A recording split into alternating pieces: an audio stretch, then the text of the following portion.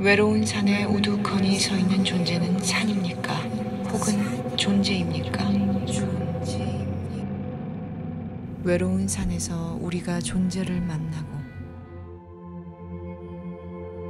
안녕하세요. 저는 한국문화예술위원회 시각예술 창작산실 우수전시로 선정된 그 가운데 땅의 기획 및 연출을 맡은 전민경입니다.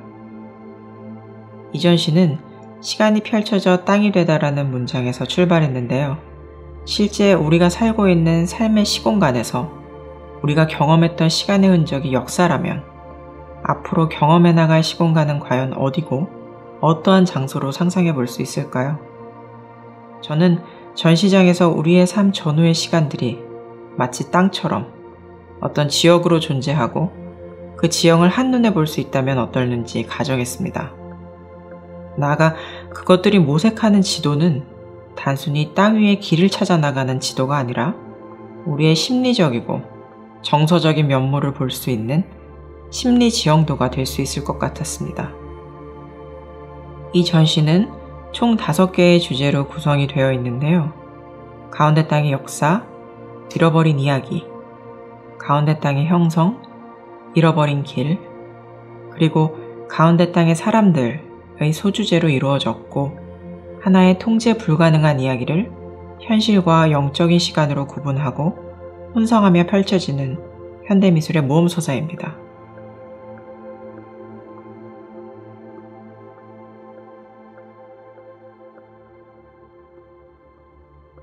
송경화는 도심, 환경, 공간에 따른 심리적인 지형도를 개념적으로 표현했습니다. 빛을 설치한 이 일련의 지형도 작품은 하나의 추상적인 풍경이자 관객을 감각적 체험으로 이끄는 경험적 풍경을 소개합니다. 문성식은 드로잉과 회화를 통해 삶의 풍경과 그 속에 미묘하게 드러나는 본능적인 지점을 묘사했습니다. 이 전시에서는 김홍도와 정선의 산수화에서 영감을 받은 신작 유화 드로잉을 통해 상상과 실제의 풍경을 혼성적으로 보여줍니다. 최하늘은 이 전시에서 마치 주변의 존재들을 상기시키는 인격적으로 운유된 조각 작품들을 총 5가지의 주제에 따라 공간 특정적으로 구현했습니다.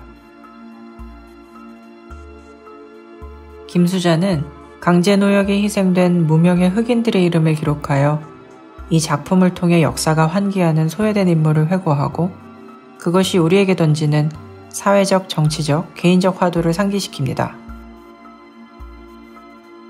카라워커는 창세기부터 근현대에 이르는 역사적 사건의 일면, 특히 격변기 산업화에 희생된 노예들의 역사를 고발하며 당시 인종차별에 대한 문제 제기를 애니메이션 작품을 통해 소개합니다. 문소연은 불완전하고 원초적인 정서를 공간 매핑 작업으로 소개합니다.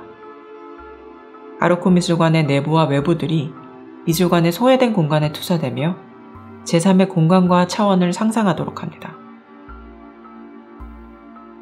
우챙은 시대를 지배하는 관습과 고정관념, 그리고 계급 상승을 위한 지식의 추구가 지니는 문제적인 일면을 총 5개의 소주제로 구분하여 단편영화로 소개합니다. 폴 메카시는 다소 자극적이고 기괴하며 공격적인 표현 방식으로 표출되는 작가 본인의 퍼포먼스 영상 작업을 통해 제도권 미술을 비평하고 나아가 작가로서 지니는 미술 현장의 현실을 비평했습니다. 폴린 부드리와 레나트 로렌즈는 듀오 작가로서 사회적인 행태와 그에 반응하는 주변의 사물을 인격적으로 운유했습니다. 폴체는 히라피극 오디세이에 등장하는 폴리페모스를 설치작품으로 소개합니다. 노래와 전설이 풍부하다라는 의미의 외눈박이 거인 아들은 마치 중간계에 존재할지도 모르는 우리를 상기합니다. 강동주는 도시 풍경을 관찰하고 그 관찰적 시간을 기록하며 밤과 낮, 땅의 질감, 흔적들을 통해 시간이 이미지화되는 과정과 그 이면에 작가가 기록하는 수행적인 지점을 나타냈습니다.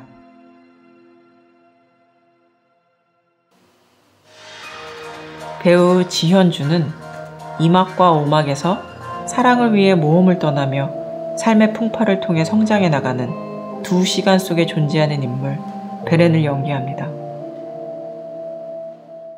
그래도 여기 온 게 나중에 왜 좋을걸요. 임샛별은 무용가이자 안무가로서 1막과 3, 4막에서 베렌의 연인 루시엔으로 등장합니다. 베렌이 온전한 도전을 할 수 있도록 이꿈과 함께 도전에 부딪히고 극복하는 인물을 나타냅니다.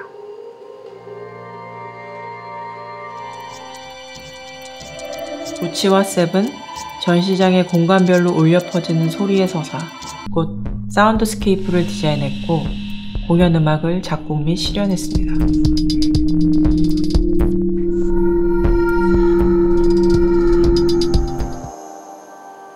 조명 디자이너 김아리는 전시의 시간과 퍼포먼스의 시간이 하나의 전시 공간에서 다른 상상력을 촉발할 수 있도록 5개의 주제에 따른 감정을 조명으로 번역했습니다. 외로운 산에 우두커니 서 있는 존재는 산입니까? 혹은 존재입니까? 김신록은 목소리 배우로 전지적인 시점으로 다른 차원의 시간과 공간을 환기하는 영혼으로 열연합니다. 그곳에는 생명이 있죠. 그 종은 얼마나 된답니까? 그 가운데 땅 제목은 우리에게 반지의 제왕으로 유명한 판타지 소설의 대가 J.R.R. 톨킨의 첫 소설 실마릴리온에서 비롯되었습니다. 저는 톨킨이 소설가이기 이전에 언어학자였고 그가 형성해 나간 섬세한 생각들의 구조가 흥미로웠습니다. 그 속에서 지금 우리의 시간이 삶과 상상 속 영역에서 발휘되는 조형적 상상력이 어떤 궤를 같이 할 수 있다는 지점을 생각했습니다. 장소로서의 땅은 역사적 의미가 있는 땅, 무엇인가 사건이 일어났고 그 사건이 기억을 통하여 여러 세대에 걸쳐 역사의식으로 정착된 땅이라면 그 땅이 지정되지 않은 장소, 나아가 허구적인 면모를 꿈꿔볼 수 있는 전시 공간에서 작품들이 조형적인 특징들을 통해 펼쳐졌을 때 무엇을 질문할 수 있을 것인가 궁금했습니다. 곧 이는 장소로서 그곳에 살고 있는 자들에게 분명한 자기 정체성을 확립시켜주는 땅, 그것이 장소로서의 땅임을 환기했고 그 장소의 소유는 역사 안으로 들어가려는 결단에서 비롯되지 않을런지 생각했습니다.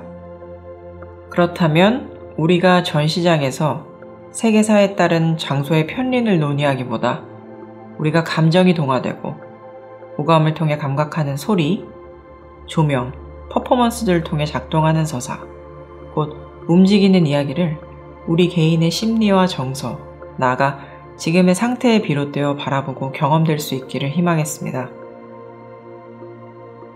전시와 공연이 함께 어울리며 다른 차원의 상상적 시간성을 도전하는 그 가운데 땅은 궁극적으로 우리 삶의 터전이 회고하는 작은 역사와 그에 따라 선과 악이 뒤섞여 있는 복합적인 삶의 이야기들, 그리고 그 이야기 속 개인을 존재적으로 해석해보고자 했습니다. 그래서 지금 여기 아르코 미술관에서 열리는 전시로서, 퍼포먼스로서 그 가운데 땅은 우리가 사는 세계의 한 모습을 투사하지만 시간적으로는 현실을 초월한 상상의 무대로서 참여작품들을 존재적으로 비유하고 본 창작적 세계관으로 운유해보고자 합니다.